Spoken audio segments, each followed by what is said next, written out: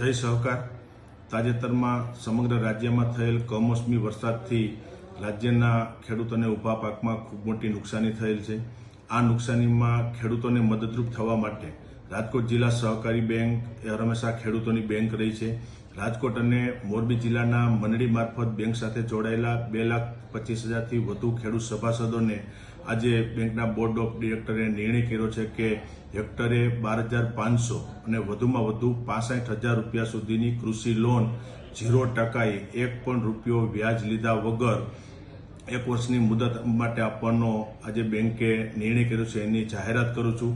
આ લોન યોજના માટે મંડળી મારફત જોડાયેલા ખેડૂતોએ જે તે ગ્રામ્ય વિસ્તારની મંડળીનો સંપર્ક કરવાનો રહેશે।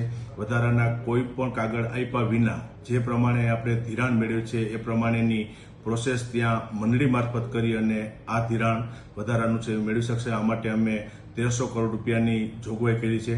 રાજકોટ જિલ્લા સહકારી બેંક હંમેશા ખેડૂતોની બેંક રહી છે અને આજે ફરી એક વખત બેંકે ઉદાર હાથે ખેડૂતોને પડખે ઊભા રહેવા માટે 0%એ 1 વર્ષની મુદત માટે મેક્સિમમ 65,000 રૂપિયા સુધીની 1,300 કરોડની જોગવાઈ કરી અને આ લોન યોજના અમલમાં મૂકી છે એની આજે હું જાહેરાત કરું છું।